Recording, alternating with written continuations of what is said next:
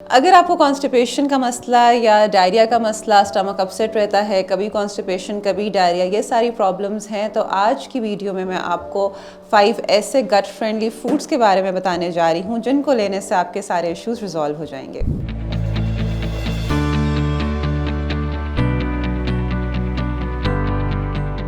अस्सलाम वालेकुम, मेरा नाम हाजरा सलीम है, मैं कंसल्टेंट डाइटिशियन हूँ इकरा मेडिकल कॉम्प्लेक्स और एवर केयर हॉस्पिटल में।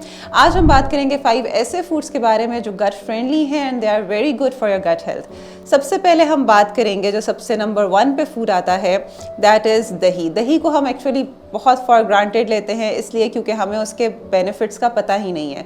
दही एक ऐसा प्रोबायोटिक है जो अगर आप डेली यूज़ करना शुरू कर दें, आपको पता है कि हमारे स्टमक में एक फ्रेंडली बैक्टीरिया होता है और दही उसको इन्हांस करता है। तो दही लेने से आप किसी फॉर्म में भी ले सकते हैं। आप दही का रायता बना सकते हैं, आप दही को वैसे भी खा सकते हैं, आप लस्सी भी बना सकते हैं। अब क्योंकि सर्दियाँ आ रही हैं तो बहुत से लोग नहीं इस्तेमाल करते, तो आप ये कर सकते हैं कि आप इसको रूम टेम्परेचर पर ला के तो आप उसको उस तरह से कंज्यूम करें, लेकिन इसको डेली बेसिस पे कंज्यूम करना है। इसी तरह अगर मैं बात करूँ, जिस तरह मैंने आपको प्रोबायोटिक का बताया है, हमारी डाइट में कुछ ऐसे फूड सोर्सेज हैं जिनमें प्रीबायोटिक्स होते हैं। अब ये प्रोबायोटिक और प्रीबायोटिक का जो कॉम्बिनेशन है, इसको हम सिनबायोटिक कहते हैं और ये हमारी गट हेल्थ के लिए बहुत अच्छा है। अब प्रीबायोटिक्स में क्या क्या आता है? केला यानी कि बनाना एक बहुत अच्छी सोर्स है प्रीबायोटिक की। केला इस्तेमाल अगर आप करेंगे तो आपकी गट हेल्थ उससे अच्छी होगी। इसके साथ साथ गार्लिक यानी कि लहसुन में बहुत अच्छी क्वांटिटी है प्रीबायोटिक की। हमारे यहाँ पे खानों में भी यूज़ होते हैं, जो हमारे खाने बनते हैं।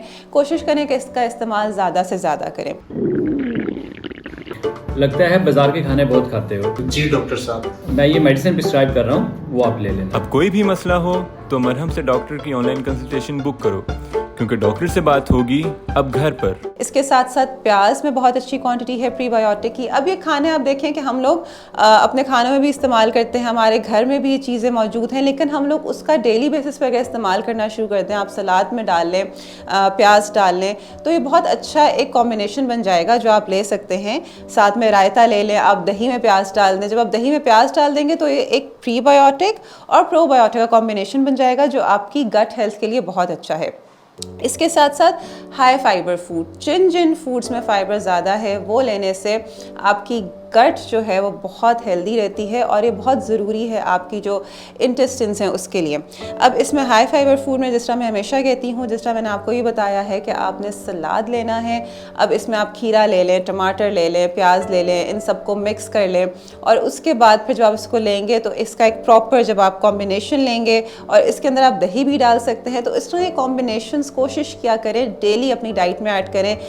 कद्दू का रायता बनता है, बैगन का बनता है, इन सबको कंबाइन करके अगर आप लेंगे तो आप देखेंगे कि आपकी gut health within days improve होगी। और ये सारे मैंने आपको आज गट फ्रेंडली फूड्स बताए हैं। अगर आपका कोई क्वेश्चन है तो आप मेरे से कमेंट सेक्शन में पूछ सकते हैं, और अगर आप मेरे से अपॉइंटमेंट लेना चाहते हैं तो मरहम के प्लेटफॉर्म के थ्रू आप मेरे से इन पर्सन या ऑनलाइन कंसल्टेशन ले सकते हैं।